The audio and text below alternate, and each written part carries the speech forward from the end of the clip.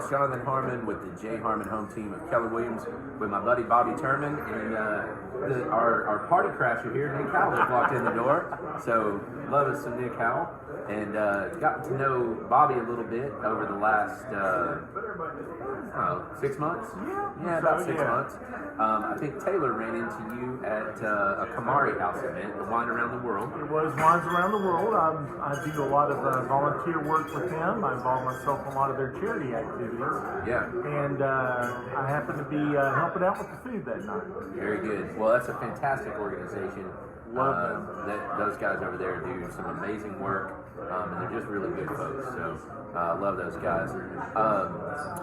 So you are the Hungry Hippie. I am indeed the Hungry Hippie. Two Hungries. Two Hungries. Two Hungries. Yeah, but not quite as hungry as you used to be, right? Not at all. As a lot of my followers on my food blog at hungryhippie.com. Oh, and you even said two Hungries. I did. I got diagnosed with type 2 diabetes about 6 months ago, about the time we met. Yeah.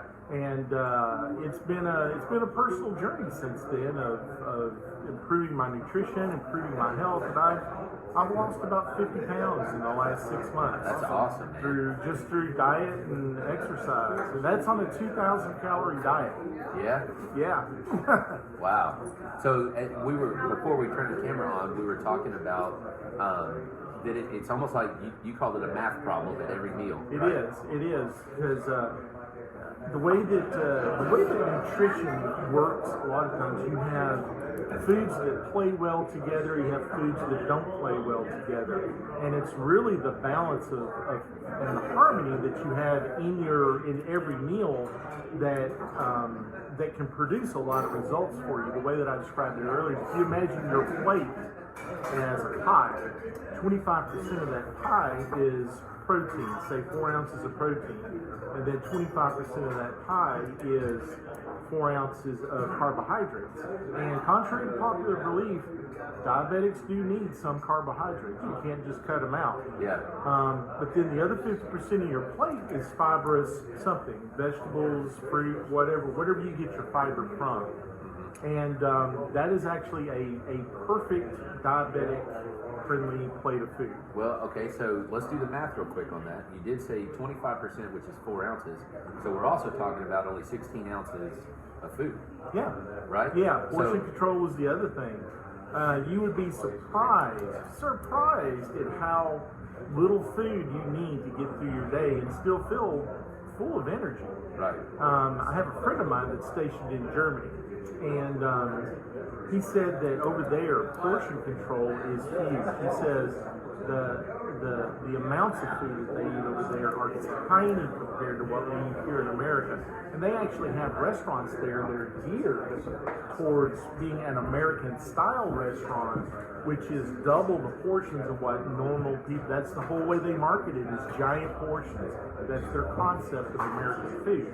Wow. And so their portions there are double, but still like 2/3 of what we eat here. Right. And Nick's wife is from Bosnia, and so I would assume, and she's tiny, I would assume that a lot of, she's probably seen the same thing since being over here, is that we eat a lot. They don't eat meat every day. Right? Yeah. They eat 1 meal like 3 months a day. Yeah. And a good friend of mine is she's a dietitian. She moved to Ohio, but she's a dietitian, and that was always her challenge for people when they just got started. Is she would say, I want you to do 1 meatless meal per day, and it's not necessarily that the protein is bad; it's the way that we prep the food here. A lot of times, it's terrible. It is. Well, touching on the subject of diabetics again, 30% of the population is diabetic. Really, I didn't realize this. Yes, it is. It is the unspoken crisis in our health industry right now, and part of the reason for that, one of the things I've learned to do is to read food labels. And if you look at food labels, the amount of sugar that's added to foods is incredible. Let's look at this bottle of ketchup. I don't even want to know. Yeah. David Criswell, I saw you were watching. He said that's the perfect. This is the best condiment. He does. Yeah. Now, A serving size here is 1 tablespoon. Okay. In 1 tablespoon, there is 4 grams of sugar in ketchup. That's crazy. Yeah, 8% of your daily intake of sugar is in a tablespoon of ketchup. And McDonald's fries, they add sugar to their French fries. A lot of places do add sugar to crazy things like that. So French fries and ketchup, and you got most of your sugar from Yes, you do. Just in a very small amount of food. Yeah. Well, that's one thing that I've been kind of working on is making sure that I've lost quite a bit of weight. We were talking about that as well. Yeah. And you want to make sure that when you take a calorie in, that it gives you a benefit other than just a calorie, right? Yes. So potato chips, I love potato chips. I mean, like, I will take a bag of potato chips over a candy bar any day of the week, right? Right. That's my thing. But potato chips, they're empty calories, right? So you get 180 calories in a little bag of chips. And your body doesn't do anything with it. It just stores it as fat and sugar and things like that, you know. And, you know, things like protein bars. You would think protein bars are one of the biggest scams in the health industry. Wow. Because most of them are just glorified candy bars. Yes. They have so much sugar, and I mean, now they're going to have healthy things in them. It's going to have 15 grams of protein, sure, but it might also have 10 grams of sugar. Right. And you have to really, really read the labels on all these products. Your protein shakes. I mean, I did an article on my blog about 2 months ago, I think, where I went to Walmart and I looked at the labels of some of the protein shakes and bars and things they had in there, and compared particularly the protein shakes and things for meal replacement or just dieting to the ones specifically labeled for diabetics. And very often the stuff specifically targeting diabetics had higher amounts of sugar in it. Wow. No kidding. No kidding. That's crazy. You can find that on my Facebook page. So the moral of that story is read the label, have and to if, read labels. and if you don't understand what's in the label, right, then go and visit with someone that does, Yes. and learn how to read the label. Yeah, because they intentionally obfuscate a lot of these labels. One of the new terms that you see on these things is net carbs. Atkins likes to use the net carbs thing. And what they're telling you in that is that if you look at the total carbs on a nutrition label, it gives you a breakdown of what all counts as a carb. And they have certain things that are carbs, but they say don't count as carbs because your body has processed them like carbs. And so that's where you get a net carbs term from. That term means nothing. That is a made-up term in the industry. Not only is it made up, it's fairly misleading. It certainly is, but what you do is you get a number, say 2, and the word carbs next to it, and people think, wow, that has just no carbs in it. And that's not the case. It's just not. Wow, that's kind of disappointing, isn't it? It is. There ought to be an article about that. Oh wait, There is. all right, so let's shift gears. We may swing back to that. First of all, I want to talk about where we are right now. Okay. All right. So City Cafe, just off the square in Murfreesboro. Yes. I've never done a coffee talk here. When you and I talked, we said let's do it at City Cafe. Yeah. And I said okay. And so we came in. First of all, we had breakfast. We did. It was delicious. It was. always Outstanding. is. I had some biscuits and gravy. Probably talking about carbs and everything. Yes. Probably not the best choice. But I had a pork tenderloin as well, and it was outstanding. And had great service. So you said this is one of your haunts, right? It is. This is a restaurant that is the oldest restaurant in Tennessee. They just celebrated their anniversary, 119 years in operation.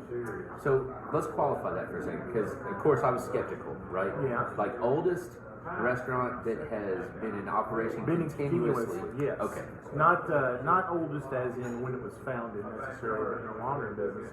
But they've been in business 119 years on the square. They've moved around the square a little bit, but they've been going strong. Yeah. That's awesome. Did you know that? I used to be next door. I thought my nails was it. Was the oldest one. No, there was an article that the Tennessean did on that recently, and the owners here, Teresa and Rollin, contacted the Tennessean, and they did some, and because apparently they know about this place. Yeah. And so, Sure enough. they're claiming the crown now. Yeah. That's fantastic. Right here in my backyard. Yeah. Love it. And it's changed ownership a few times, but it's always stayed in operation. Most of you have a lot of employees that have been here for literally decades, and a lot of the recipes stay the same. But the new owners, every time a new owner comes in, they change things a little bit. The decor has changed off and on. But it's very similar. Like It is. It's not great concept. No, it is a good example of a southern meat and treat. I work at Kennisburg Village also, and a lot of times when people visit town, it's a tourist destination spot. And in addition to giving them all the historical knowledge that they need for their day, very often I'll get questions like, "Where's a good place around here to eat?" Just so happens I have a little bit of knowledge of that. Yeah. And this is one of the places I like to send people to, because if they're there to visit for history, this is a place that speaks to food and history. Yeah. Oh, this is absolutely one of those "if these walls could talk" type places, huh? In fact, there is a book written by a local historian called City Cafe, or Lies Told at City Cafe, I believe is the title. Very nice. That's awesome. That's awesome. All right, so let's talk about your food blog Okay. a little bit. Happy to talk. When did you start that? Well, I've been writing just food reviews on restaurants and opinions on food for a couple of years, but just on my personal wall, or just as a friendly post on the Downtown Dwellers social group, things like that. But I didn't really get the idea to start a blog until a year ago, January of 2017, or 2018. Sorry. I've worked in the business for about 37 years.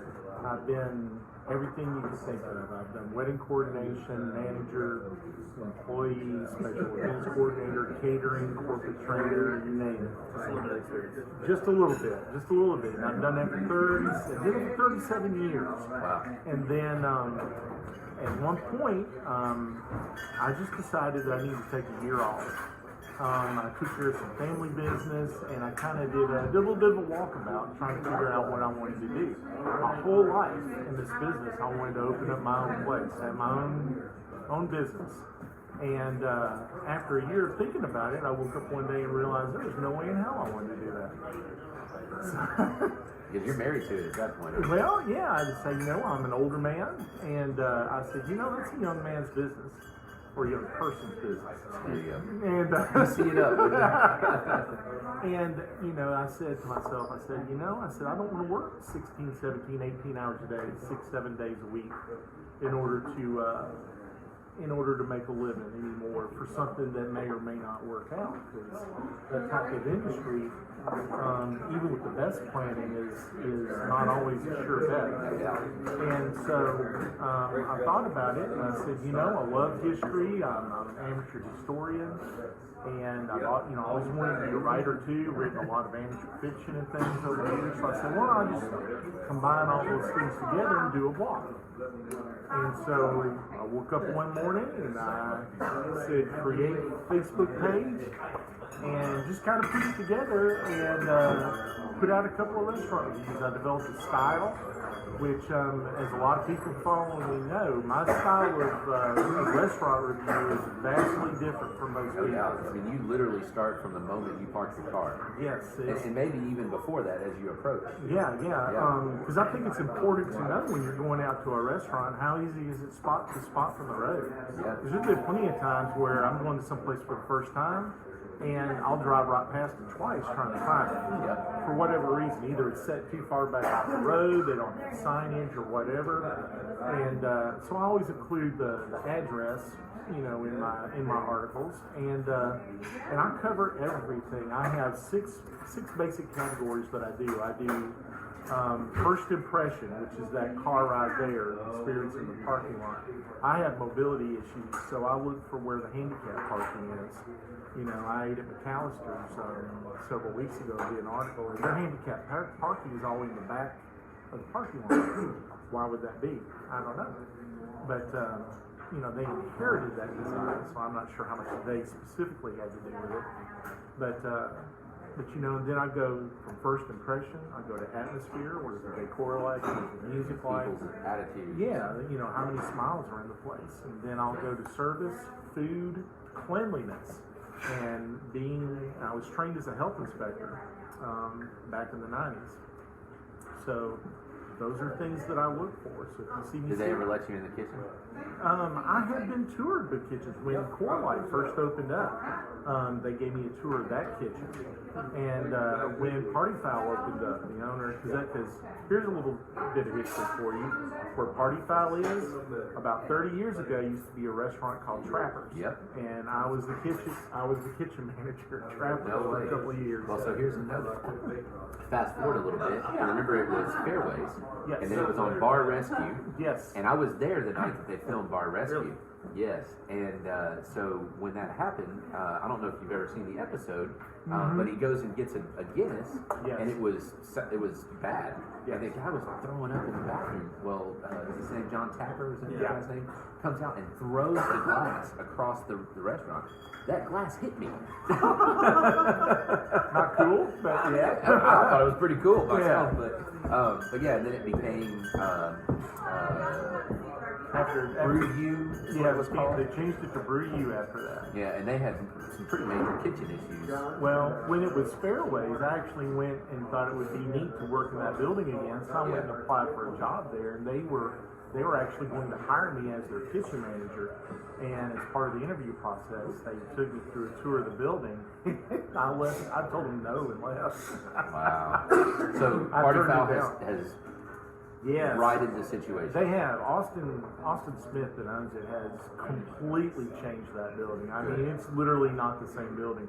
You ever heard the old adage about if you sail a ship around the world and you repair a different piece of the ship along the way until you've eventually replaced everything when it gets back to port, is it the same ship? Good Yeah. analogy. Well, that's kind of the case here. They have gone to a lot of great lengths to make that a good place to stay. They've literally brought a little bit of Nashville to that location. I love it. It's great food, and I've always had good. Well, I say that I had bad service once, but most of the time I've had really great service. You're going to have bad service at least once, no matter where you go. Even the best places. Yeah. Everybody has an off day.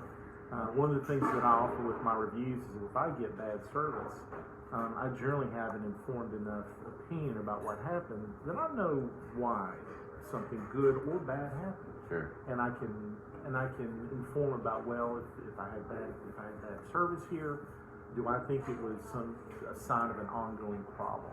Right. Or do I think it was just somebody had an off night? Or maybe it's a new server that's just getting into the hang of things. Right. Or was the kitchen overwhelmed? Or something whatever. like that. Yeah.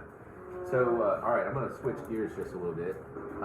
Every single review, you talk about the missus. This is always how you refer to her. That is her code name. Her code name, that's right. So I would venture to say that she probably had a little bit to do with you getting that blog started. She is. She's my wife, Cheryl Ann Miller Kerman, and together we own Hippie Haven Studios, and we do merchandising for really all kinds of companies, not just restaurants. But we have products for sale in City Cafe, in Country Gourmet, Reedville Mill, and other places. Love that place.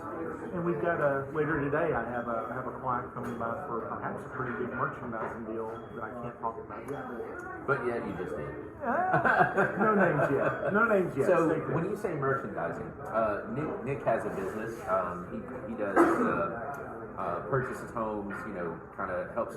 Kind of a similar situation to how you bought your home. Right. But he just does it in mass. What kind of merchandising do you do? What kind of clientele do you have? What does that mean? Well, I guess. When we do merchandising, what we are is we label ourselves as an art and design studio. What we do is, for example, one of our things that we sell the most of in different places is coffee mugs. As you can see, this has a logo on it, World Outreach Church, and we can produce coffee mugs that have your designs on it. The missus is an award-winning artist from this area. She was a finalist for a Ruthie's in 2017, and she was one of the artists for the Hearts of Tennessee project. That's going to be part of Rutherford County's first public art display. Oh, nice. Yes, and so she's a very talented artist. So you can commission her to do original art to put on mugs, T-shirts, thank you cards, business cards. We do company logos. In fact, City Cafe, we did their new company logo. Oh, that's fantastic. I didn't even notice that. Yeah, that's the Mrs.'s artwork. Yeah, I like that. We'll show that before we leave, but sure. But yeah, but we can do. There's literally about 300,000. Not kidding. That many products that we can put things on. If you want a pair of earbuds with your company logo on it to give away as swag. Always listening to the J. Harmon Home Team. Yeah, something like that. Like I said, we do T-shirts for Readingville Mill. We do a chalkboard coffee mug that has original artwork on it by the missus of their mill, and it's a chalkboard mug. It's sewn with colored chalk, and you can literally color on it, wash it, and then color it something different the next day. That's pretty fantastic. It is an endless palette. We also have a mug similar to that that's for sale at Country Gourmet. And for Oakland's Mansion, we did a thermographic mug so that we have artwork of the mansion on there and their wetlands that are there. And it's a black mug. You fill it with hot liquid and it does a slow reveal into the artwork. That's very cool. Yeah. So now what you need to do, I just want a little bit of royalty on this when you do it, okay, is make chalk that is flavored, right? So like hazelnut chalk and stuff like that, so that while you're drawing, that dust that falls off. It's the coffee stir, yeah. All right, we'll put you in for 3% on that. I'll take it, whatever you get off of that, because it's gonna be huge. Yeah. And now we also do the swag for the Hungry Hippie. We make our own stuff. These are T-shirts, and these are for sale if you like. And we also sell aprons, tie-dyed aprons with my fuzzy face. Yeah. And of course the logo, make lunch, not more, emblazoned on it. That's my favorite. I love that. My buddy April got one of your aprons at the Battle of the Brews. Yeah, I was lucky enough to be a judge there for many fine beers. Yeah, that was a great night. What a fun Yeah, night. it was a great night. So, segue. You had a press release yesterday. I did. Would you like to speak about that? I would. All right, sports fans. The Hungry Hippie is about to put on his very first festival. What this festival is, it is a chili cook-off, home brewer music festival. The thing that makes this yes, and yes. Well, the thing that makes this different though is the title of it is Unchained at the Mill. Okay. And where that title comes from is that all of the beers that are going to be there are from local home brewers. All of the chili entries for the cook-off are going to be from local restaurants, including City Cafe as an entry. But other people like the Green Dragon, 219 Mixed Cuisine, My Roots Food Truck, a couple of restaurants from Cannon County. We're going to have about 10 or 12 entries there. Okay. And so therefore, no chains. Unchained. Unchained at the mill. And this is going to be a fundraiser for... It's going to be a fundraiser for two different charities. Uh-huh. It's going to be a fundraiser for Kamari House, whom we've already mentioned, we do a lot of work for, and Cannon County Community for Animals. And they are a charity that is very important in Cannon County because Cannon County doesn't actually have an animal control organization like Rutherford County PAWS or anything like that here. Right. This organization, basically they're a bunch of concerned citizens who have taken it upon themselves to do the work that should be there by, a more funded organization. So the proceeds from this are going to be very important to these people, helping to take care of the animals in Cannon County. Okay, so what's the details? It's at Reedyville Mill. It's going to be at Reedyville Mill. Well, you talk a little bit about the music. Yeah, That's right. I'm a little excited about this. Yeah. I saw one of the names on there, and I was like, oh man. Yeah. Now, in addition to this being a local food, local beer, it's going to be local music. Our headlining act is Mr. Webb Wilder. I know. The last of the full-grown men. And you may remember some of his radio hits from a few years back. He has graciously decided to come and help us out with this. And we are very thankful to have him there. I'm a big fan. Yeah. Love going poolside. And we also have the Secret Commonwealth, which is a local Celtic band that has been around for 25 years. No way. They started off at the Borough many years ago, I believe. Man, I don't know what we're talking about. I've spent way too many minutes there. I remember when the Borough was Armando's restaurant. A lot of the people longer in the tooth watching this will remember Armando's fondly. Yeah, I don't remember Armando. it was the Italian restaurant in town back then. No kidding. It later shifted to a concept called Brindisi's. It then became a gondola restaurant for a little while. There was another one in Lebanon. And then around 85, I think it was 85, it became the Borough, and Lee Roberts has been making that happen ever since. I have many fond memories of that place. Yeah. It's a good spot. Okay, so music, beer, chili, Reedyville Mill. What's the date? The date is April 13th. Okay. And it's going to be from 4 to 8 p.m. That's a Saturday. Okay. Now, if you want to buy tickets, we're selling the tickets through Eventbrite. You can find the link on my website. Okay. Or you We'll can, put the link in here too. Well, thank you. And or you can go to Eventbrite and just search for Unchained at the Mill, and you can find it there. Okay. Something important about tickets. Tickets are a minimum charitable donation of $40. And that's important because all of these proceeds, no one's making any profit or keeping any kind of money for any hard work in this whatsoever.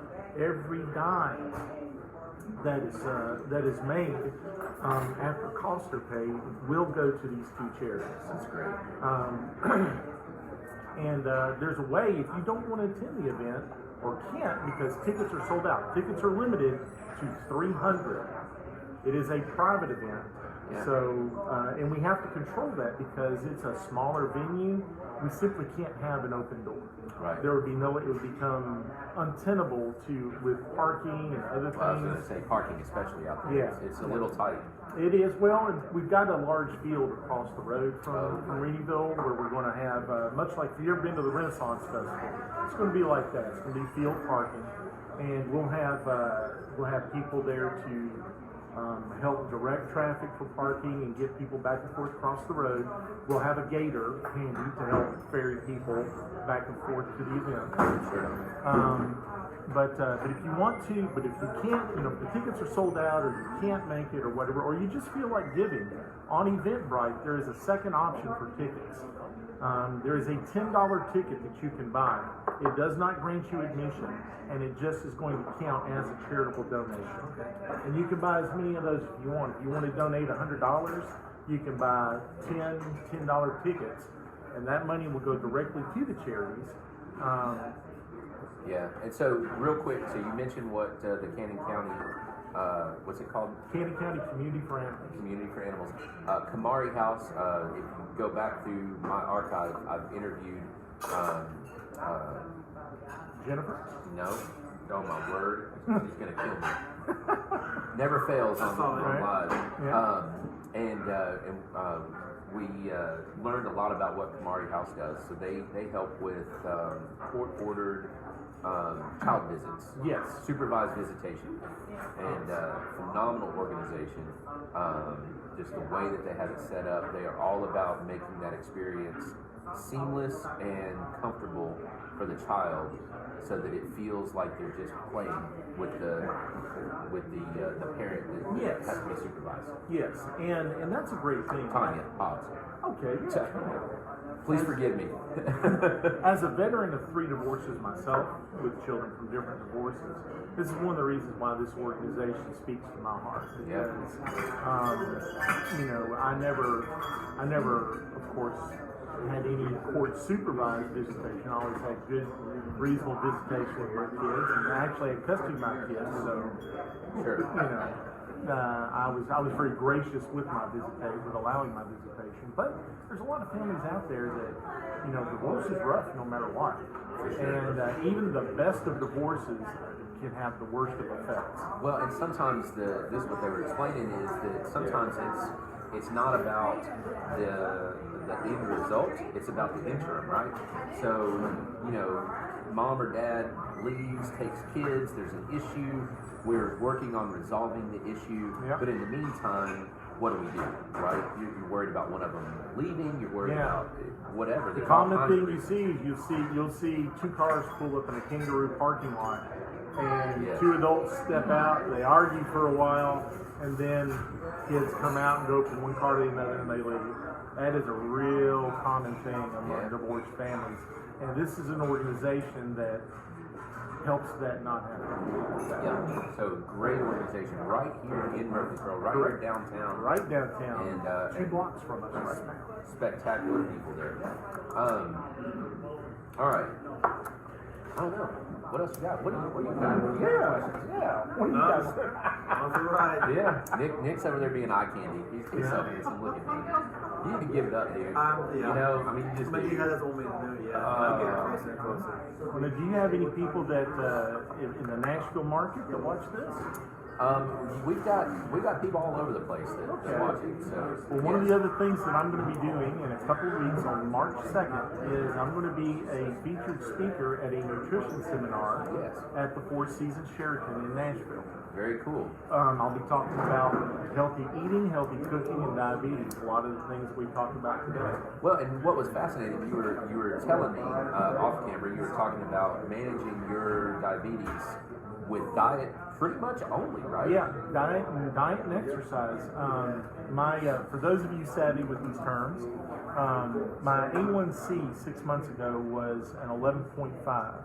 Now, which is bad. That's really bad. That is crazy bad. That's like really bad. Yeah, and average, what's considered normal for a person is around 5.5. So I'm, double. Yeah. And it was suggested that I might have to take insulin. I asked if I could have my doctor if I could try and manage it through, diet and exercise for a while because I know a little bit about food. I would have to say I'm more of a foodie than a nutritionist. So there was a big learning curve there, and I have to tell you, my experience with the medical community is they don't really help you a lot with these things. It's kind of up to you to educate yourself. Wow. Now there are programs out there. St. Thomas has a diabetes clinic, and I went there, and it was an hour and a half class, and it was mostly about nutrition. I learned a lot about reading labels and stuff, but overall, by the time I'd scheduled that appointment and got in, I'd already educated myself. You immersed yourself in it. Yeah, on most of the things that they talked about that day. So when it comes to something like this, my A1C right now is at 5.7, and that's a pretty phenomenal drop. And I eat 2,000 calories a day, sometimes a little more. I don't starve myself, but I've lost 50 pounds in 6 months. But it's mainly because of the way that I eat, the times of the day that I eat, the combination of foods that I eat. The math problem. Yeah, and like I said, if a train leaves New York, traveling 120 miles per hour, and it's got a boxcar full of salad, and it picks up 2 oranges along the way. By the time it gets to Nashville, what is your caloric intake? That's kind of what you have to. I didn't even take calculus, man. And don't ask me to tell you how tall the train is either. Yeah, but that's really it is for every meal, every day, all day long. And one of the things that people with diabetes that you don't really hear about, and I'm actually thinking about starting a diabetic support group, is it's not the nutrition information, it's not the medical information, things like that. One of the toughest things about being a diabetic is we take eating for granted in this country, in this society. Yeah. And food, while we have a terrible homeless problem, the vast majority of us never really have to worry about, am I going to eat today? And am I going to eat well compared to other people? Right. So you take a lot of that for granted. But the thing is that when you're a person and you know that your health depends on what you order to eat. There's a certain amount of angst that comes with that. Sure. Because when you order something, you have to think about, is this going to hurt me? Literally, the act of eating might hurt you. Something that psychologically we think about as something that's supposed to be beneficial. So beneficial, we just never think about it and take it for granted. Almost like breathing. Yes. And all of a sudden, so every meal becomes a guilt trip. And you go to functions. Like if I'm going to go to, somebody invites me to a party or I go to a function, I have to think about this. I say, well, what time am I going to go? Because I have to eat at very precise times of the day, all day long. And then I have to eat certain combinations of things every day, all day long. So do I eat dinner before I go and then avoid all the little... Yeah, or will there even be anything there that I can eat? Yeah. And that makes you feel guilty about other places. Yeah. Or that or if you're out with friends and somebody says, hey, let's stop off for a couple of drinks somewhere, and you're thinking to yourself... Well, and alcohol totally throws it off, doesn't it? Well, it depends. There are some that are better than others, and as long as you are controlling what you do, you can enjoy little amounts of things. Like I can't go somewhere and drink 10 or 12 beers, even though I judged a beer tasting contest. Well, as long as the 10 or 12 beers are only this tall. Well, and that's why I'm not worried. I got every place that I went to, instead of getting the tasting glass full, I got just enough for a little taste in the bottom. Yeah. And so at the end of the night, my blood sugar tested, I think it was 147, which normal range is considered 80 to 130. You're a little high. A little high, but that's not, and it was my high score for the day. Everything else was in range. So for the day, I average out pretty good. Yeah. And also for diabetics, they tell you that a normal range is 80 to 130. But that's something that is fine-tuned for every individual. Like for me, if I get to the point where I'm, say, 84, my blood sugar's an 84, even though it's considered in the normal range, for me personally, that's a bad state. I get to the point where I'm not doing well at that. I'm probably I'll stop moving, I'm probably going to pass out.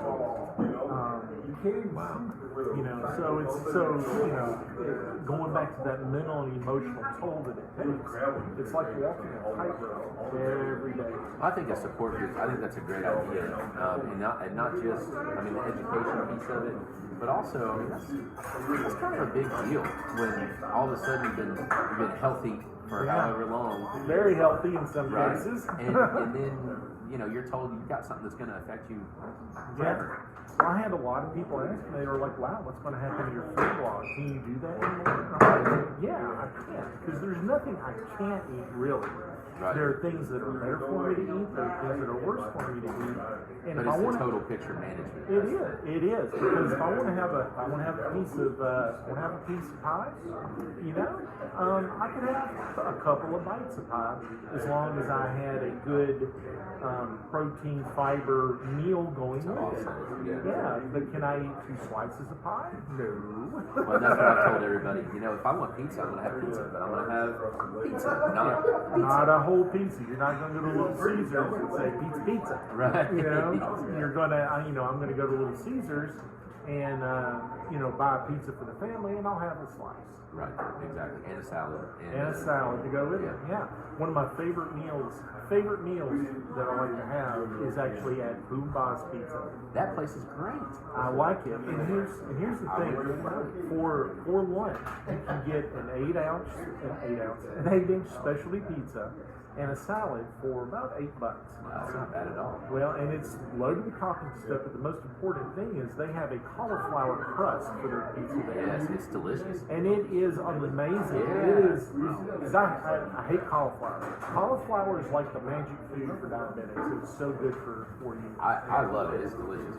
And that crust is outstanding. It is. We had one the other night. The 10-inch is all they make the cauliflower in. Yeah, so you have to pay a little extra for it. But for me, I like going there because I can get that pizza, and I can get a salad, and it is a guilt-free meal for me. Yeah. I can eat it and not worry about what's going to happen to me. Their boom something wings, the non-sauced wings. Yeah. Oh man, make your tongue slap your brains out. They have a hummus there that's delicious, and I try not to eat it with the pita. There's places like Zoe's that I go to, Zoe's Kitchen. They have a hummus trio there that comes with veggies and pita. I just get extra veggies, no pita, and that's a good worry-free meal for me as well. Right on. All right, what else we got? What else we want to talk about? Anything cool that you want to spill about the city of Murfreesboro or downtown dwellers? Oh gosh. Let's see. I don't know. There's new shops opening, all the time. Yeah. You been in the marketplace? I have. Mel and Judy are friends of mine, Yeah. and I actually have several pieces of decor from there in my home. It's gorgeous. It is. They did a great job on there. It is. They have, in my opinion, between the market, Trendy Pieces, Bella's, all that.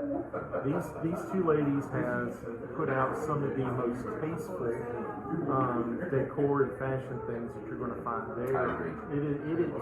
And their obsession with geodes is awesome. It is. I love it. I love it. They're gorgeous. It is. So that's great. The square, like we talked about earlier, there's a lot of people view the square as a proliferation of offices and lawyers and things like that. And to be sure, there's a lot of that there. Right. But there's a lot of things that are in the area that are not that, like what Mel and Judy do. Them and Quinn's Mercantile. Yeah, and that's another thing. A lot of people, if you step one, businesses struggle when the further you remove from the square. Right. And once you get to Lytle Street and Vine Street or move further out, businesses struggle more because, they don't want, people like to be able to park right in front of where they want to walk in. Yep. And they don't really, I don't know what it is about this town. Downtown Nashville is so different. But Murfreesboro people have a tendency not to want to walk to places or to look around the side streets. For example, one block from me, literally on the other corner from where Hippie Haven Studios is, speaking of downtown businesses, we have a friend, Deneen, who owns Dreaming in Color. And it's right there on the corner of Bell and Manning. And she has fantastic merchandise there, much like Mel and Judy. Lots of things for your home, but a variety of things you could not imagine that you can't find anywhere else in Murfreesboro. And I'm gonna have to go check her out. Yeah. I didn't know it was there. To your point. yeah, and it's what? It's 2 blocks from Quinn's Mercantile. Yeah. And different merchandise to a certain extent, but some similarities. But Hernandez Mexican Deli, same way. absolutely, formerly in the Substop building, the big pink building. For those of you who It's remember now the Substop. big burnt orange building. It is. That's support your downtown business And look around. Those of you who don't live downtown, you can come here too and shop. If you live out by DeJarnin, if you're out on the north side of town, if you're on the south side of town, that's one thing about Murfreesboro's growth. Is it's almost like it's dividing up into boroughs. It is. And people don't really leave their neighborhood. If they've got a couple of restaurants they like, a couple of shops they like, Yep. a Walmart, something like that. And there's plenty of Walmarts. Yeah, and if you, with the number of interstate exits that they're building, there's, people find that they don't really travel out of their little borough as much. I agree with you. They work in Nashville, they come home, they get off the interstate at Fortress, they pick up something from Mimi's Cafe, and then they drive to their condo or someplace like that, and then that's it, they're done. Yep. And the same thing, with those types of shops, you see a different evolution of things. Like the Gateway has such a massive concentration of retail, shopping, restaurants, It's almost, it is. It's too much competition in one space. And you see, it's getting to the point where places are starting to eat their own. Yeah. I counted it up one day, Smash Burger that closed recently. It was one of 10 burger spots, places where you could get a burger within a mile. Yeah. Probably less. Yeah. And instead, you've got the north side of town that has, there's a Nukes out there, the Sprouts, Uncle Benito's, Zhao's Sushi. Yeah, a couple of places like that out there. It's custard Zhao's just opened great, up, by the way. which it is. They are good. I can't have sushi anymore. Really? I can't. You would think I could, because it's fish and stuff. No, sushi rice is made with sugar. No way. That's That's what why makes it's it sticky. sticky. Ah. Yeah. Oh man, you just hurt my feelings. I Yeah. hate that. I asked Sean Hackinson over at the alley to make me some sushi one day with rice cauliflower. I'm still waiting, Sean. Being called out. Thank you so much. I'm a big splash. Thank you. Well, very good. Yeah, and I've noticed that end of town, a friend of mine and I, we call that the healthy side of town. Yeah. So with Climb and the Rain Tree and it's also the fine dining side of town. Because really you start with Five Senses, and you got CJ's, and you got Dallas and Jane, right and there then at the the new same place place. next to Climb. I haven't been Yep. there yet. Primrose Table or something? Something like that. I haven't been there yet either. Yeah. As you can well guess, I have a very full plate as far as checking places out. Yeah, and I could eat someplace different in Murfreesboro every day right now, and not eat the same place twice. Yeah, oh yeah. And I have places that I used to like to go to, 2, maybe 3 times a week, and I can't get there because I'm always having to move to the next place that's opening up. Or some places, like I did a review on Jefferson's that is yet to be published. Look for it later this week. I haven't been to Jefferson's in 2 years, and so it was time to go back there. And so I went to them. I tend to focus sometimes. I have a little sort of a mini series that I do occasionally where I pick a restaurant in town that's been around for like 30 years. Like Toots, like Venus, things like that. And I go visit them and take a look at why are they still in What's the business? secret to their success? Yeah, and for a lot of places like that, and I'm going to use Demas as an example. Murfreesboro Marina, staple, right?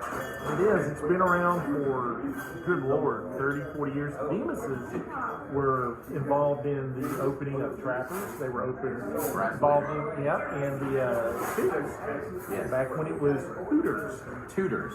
Tutors, It yes. was Tutors and they got sued. Yes, they did. 1985. I was Yes, there right when opening we night. moved here. Yeah. And but I think what people do is when you go to a restaurant and you eat out, a lot of times, what you're doing is you're going there for a birthday, you're going there for an anniversary, you are gathering with friends, and what you're doing is you are making memories.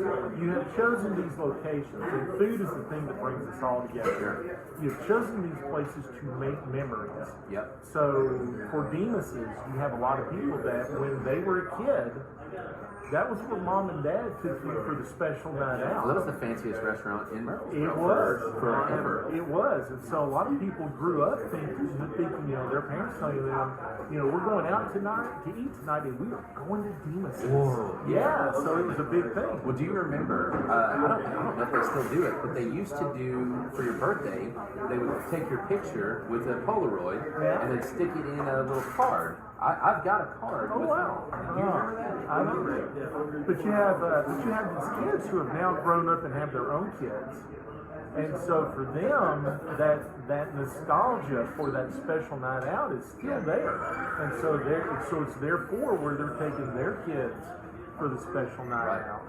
And so what you're really doing in these places is you're not eating food, you're eating memories. Yeah. at that point. You're dining on nostalgia. And with Demas's specifically, since we're talking about them, I think the biggest secret to their success is consistency. Yeah. Right? So when you went 3 years ago and when you go today, the food is going to taste the same and it's good, right? The service is going to be generally outstanding, Yeah. right? The environment is much the same, you know. I mean, it's consistent. So to your point, that nostalgia, it's easy to get that there because it's the same. It is. It's traditional, so Yes. to speak. And really, that's people crave. I don't want to say blandness or anything like that, but they do like for things to stay. Yes, they do like for things to stay the same. And honestly, that's what McDonald's built their empire on. No doubt. You know, you can get the same bag of fries in Murfreesboro as you can in Hong Kong. Right, exactly. Yep, that's exactly right. All right, last question that I got for you. And, Okay. we're a little over time, but I don't really care. I'll get yelled at by my team. So down. They'll be sure. All right, so you've been doing this food blog now for a couple years, and you have a pretty memorable presence, right? So I'm told. Yeah. So, are you at the point yet where you walk into a restaurant and people are like, "Oh no, the hippie's here! Yeah. Everybody tighten up." It doesn't happen in every spot, but there are places where it does happen. Yeah. Oh yeah. I went to Chicken Salad Chick one day, Yeah. and some people recognized me as soon as I walked in the door. And I talked to them for a minute. So I go down and get in the line to order my food, and by the time I get to the register, the manager is there, and he's like, "Oh, there's no charge, sir." And you're like, that doesn't necessarily get you brownie points, Yeah. but it doesn't hurt either. No, and I went to Mimi's to do a review, forthcoming, and I'm in the parking lot taking pictures, and somebody was walking by and he goes, "Yeah, you're that hippie guy." So I do get that in places every so often, and you know the way that I do my reviews is I like to do very honest. I like to get the real reaction from the place that I'm visiting. And Well, you're not mean. Even if you're critical, you're not mean. No, you can't be. I'm very honest and I'm very critical, but I try to present things in a fair way and I always tag the restaurants that I review. Yeah. Every one of them, because I want them to see what I have to say, not what I have to say, because on my Facebook page, my reviews generate a lot of commentary from the people that follow me, and I have had restaurants interact with the people who comment on my page, and I've seen restaurants change their policies due to feedback that was coming from my page. Well, and you know what's interesting? I preach to my team and just kind of a life philosophy. It's not necessarily the people that tell you about stuff that you have to worry about, right? So if Nick and I work together and I sell one of Nick's properties, let's say, right, and then Nick comes to me and says, "Hey, here's where you needed to tighten up a little bit, here, and here." Okay, that's great. I don't have to worry about Nick because he's told me what you're worried about. What you really need to be concerned about is the 20 other people that never said anything to you, because that doesn't mean they never said anything. That just means they never said anything to you. And that's the ones that you got to worry about. So when you publish this honest review, you open the door for other people to say something. And then when those restaurants read those comments, those people are not going to be as kind necessarily, if there's something to be unkind about. Right? Well, and so far, it's been very rare that anyone has not followed the tone that I try to Sure. I have I've got 2,500 followers, I think, about right now. And for the most part, they're the best people on Facebook that I've ever seen to be in a group together commenting on stuff regularly. And I have people that have been commenting on my stuff since day one. And it's really a joy to have that good of an experience. You built a community. And that's the thing, when I first started looking at blogging, I read a couple of different articles to research it.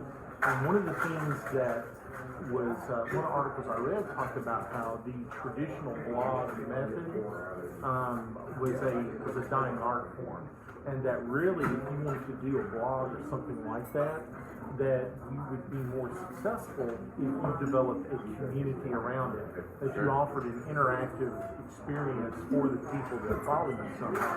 And that's any marketing now, right? I mean, the best marketing are the people that have social media managers that interact. I mean, have you read some of the things like Amtrak that hired the 16-year-old to do their Twitter account and stuff? Sure, man. I mean, you gotta step outside the box. And one of the things that I do to kind of help with that is every month I do a lunch with the Hippie. Yep. And I missed it last weekend. I hate that. Yeah. And I've done one at Hernandez. I've done one at Party Foul.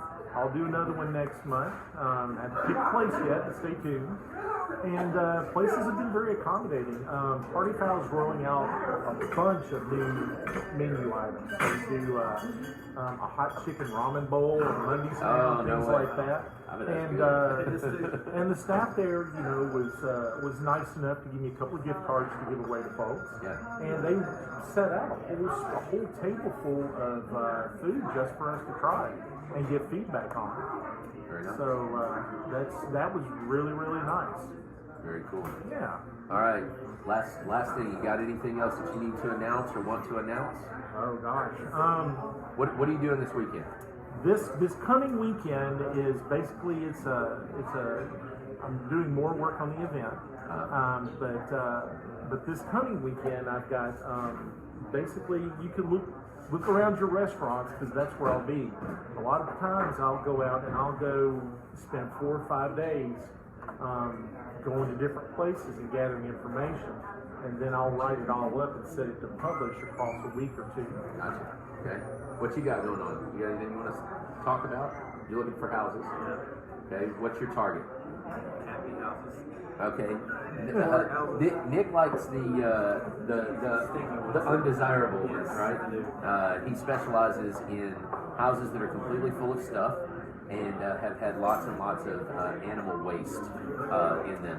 David Criswell, you need to talk to this man. They know each other. Yeah, they know each other. So very good. Real quick, tell us about you started a ring group here in Murfreesboro, right? When is that? Tomorrow. Jim and Nick's at noon. So if you're at all interested in real estate investing of any type, no agenda, just meeting other investors, real estate agents, brokers, investors. Yeah, just for an hour at Jim and Nick's. Have some barbecue, shake some hands, and talk real estate. So very cool. And that's Wednesdays at noon. Yes. Always at Jim and Nick's? Yeah, it's the third Wednesday of the month. Third Wednesday of the month. Very good. One thing I do want to mention, if you don't mind, for those of you who don't know yet, I do have an actual website now. The last year I've built my audience up just on a Facebook page. Right. That's where I published all my reviews. All of my past reviews are now available on my website, and you can search them by name or keyword. Cool. And we'll put links to that in there as well. Fantastic. So, yeah, we'll put all your links in there, and the event coming up in April, and your website, and I've already tagged your Facebook page. So all right, outstanding. Appreciate that. All right. Hey, I know that guy too. Hey, good to talk to you, Bobby. Jonathan, pleasure. Thanks for dropping in. Thank you, sir. Nice to meet you. This is Jonathan Harmon with the J. Harmon Home Team and the Hungry Hippie. Make lunch, not war. Love you.